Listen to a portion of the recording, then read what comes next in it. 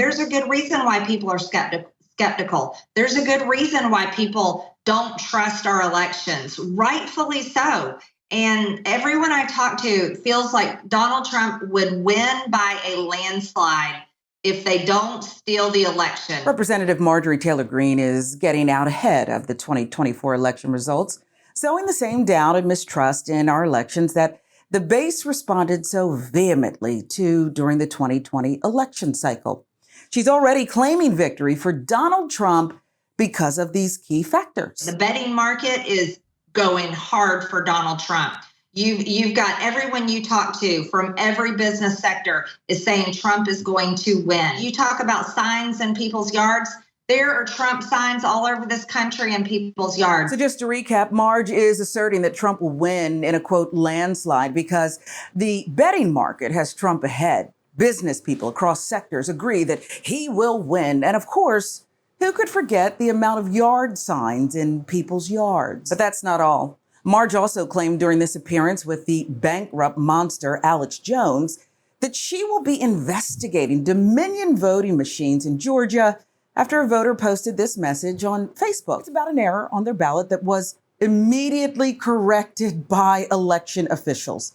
She goes on to baselessly assert that this ballot error was, quote, exactly the type of fraud we saw in 2020 and will not be tolerated.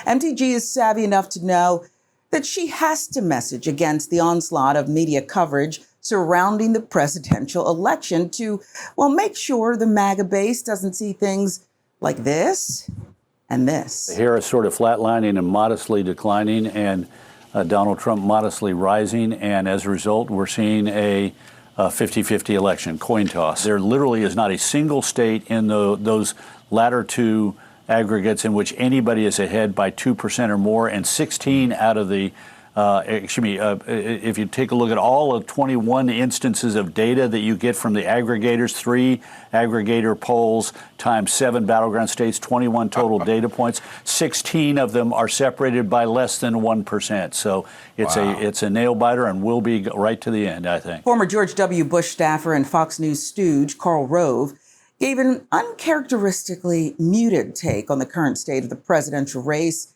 even acknowledging that, well, both campaigns have a lot of work to do in swing states to pull away from one another. The fact that we're seeing this core group of supporters actually moving away from him, not just off of the 2016 baseline, but the 2020 baseline as well, I think that's a rather interesting development. Donald Trump is making huge gains with groups that make up a smaller percentage of the electorate while he's losing a little bit. But these groups that he's losing a little bit of make up a much larger portion of the electorate. You're seeing movement in the Great Lake battleground states among non-college whites. That could be a very big development, John. We're seeing the same pattern in the Great Lake battleground states that we're seeing nationally. That is small movement among non-college white voters. CNN analyst Harry Enton recently raised the alarm about Trump's main base of support shrinking just weeks after touting his gains with other voter demographics and sounding the alarm in the opposite direction for the Harris campaign.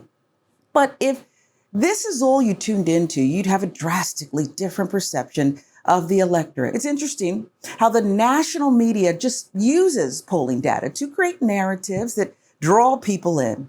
You know, they want us to be invested in the horse race, so they emphasize the shifts, the rises, the falls in support, even when the margin of error can be significant.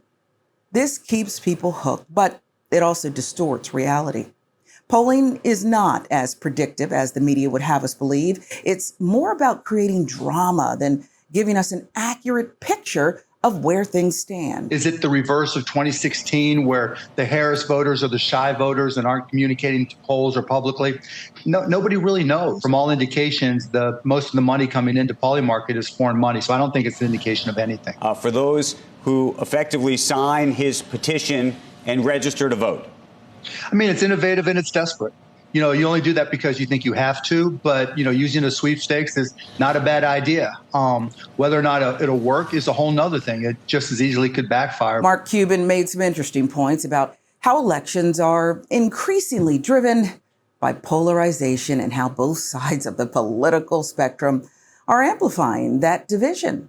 You know, while I agree with Cuban that media outlets are certainly guilty of fanning the flames for ratings, I do think the deeper issue is that the public is being pushed to choose sides in this hyper-partisan environment.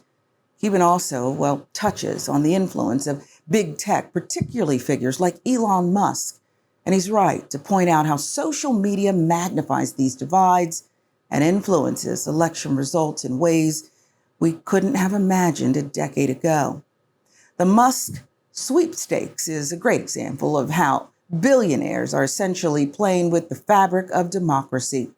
But here's where I do differ slightly from Cuban. While the media certainly has a role in shaping perceptions, the problem also lies in how campaigns have learned and leaned into this manipulation.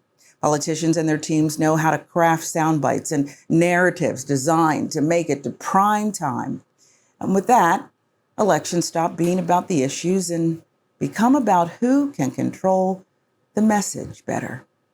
You know, it's time to start talking about the responsibilities of the media and how they can influence not just the perception, but the actual results of elections. If we want to push back against this, we need to start demanding better from our media, from tech companies, and yes, from the politicians themselves. They shouldn't be allowed to manipulate the truth, and they shouldn't be allowed to create stories for clicks and headlines that can impact the future of our democracy.